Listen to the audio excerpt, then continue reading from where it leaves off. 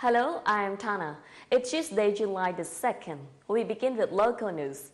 Cambodia has become an increasingly popular country for foreign investors in the past several years, it seems. Many world-class foreign companies have come to open shop in the country. Now, the world's largest car maker, Toyota Motor Corp, is reportedly considering to expand for their operations in Cambodia, among other emerging markets. Japanese multinational car maker Toyota Motor Corp has plans to expand its operations in Cambodia. This is according to a news report published by a local English news website, the Cambodia Herald. The world's largest automaker is also considering other emerging markets. The move aims to attract new first-time buyers of automobiles and to get about half of global sales from the emerging markets. According to news reports, Toyota plans to develop compact cars for emerging markets. A company official says citizens of the emerging markets are increasingly able to afford brand new cars. Toyota counts China, Southeast Asia, India and Brazil as its key emerging markets.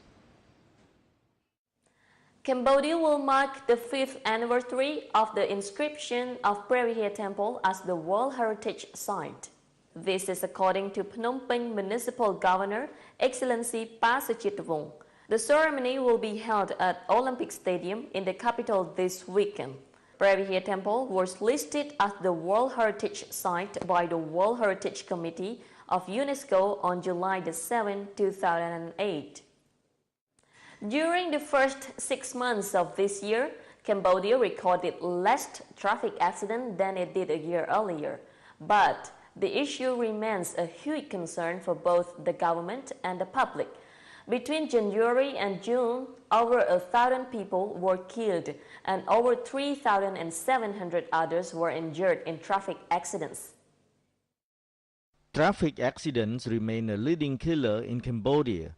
During the first 6 months of this year, traffic accidents killed at least 1,054 people, and at least 3,700 others got injured. This is according to an official with the Ministry of Public Works and Transport. The official said during the period, Cambodia recorded over 2,200 cases of traffic accidents. That's over 100 less than a year earlier. The official also said the record shows that traffic accidents between January and June were less than a year ago. But the problem continues to pose a huge threat to Cambodia's daily life and remains a big concern for the government. He said the decrease in traffic accidents were a result of increased awareness of safe driving and contribution from the government and civil society organizations. According to the official, speeding, drunk driving, and carelessness are the main causes of accidents. Last year, traffic accidents killed almost 2,000 people and seriously injured over 5,000. Traffic accidents also cost Cambodia around $330 million in damage.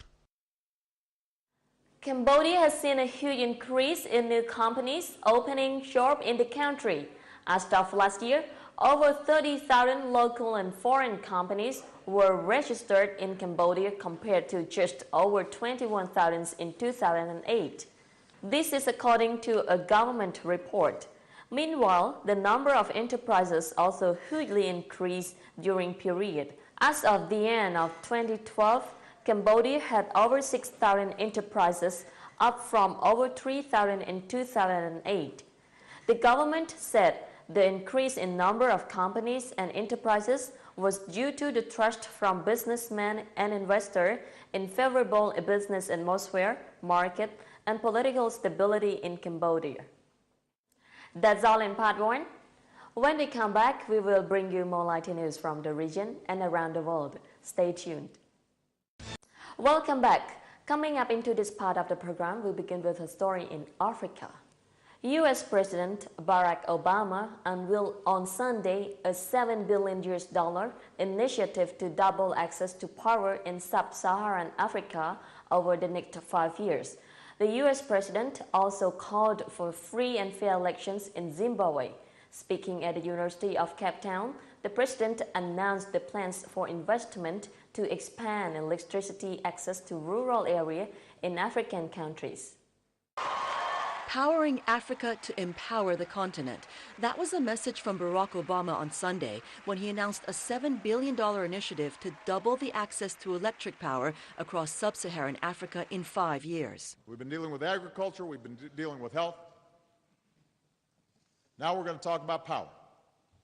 Power Africa, a new initiative that will double access to power in sub-Saharan Africa.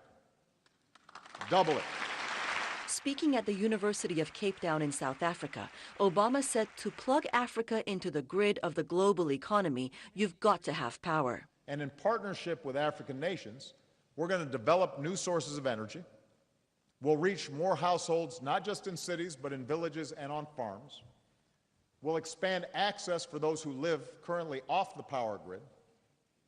And we'll support clean energy to protect our planet and combat climate change.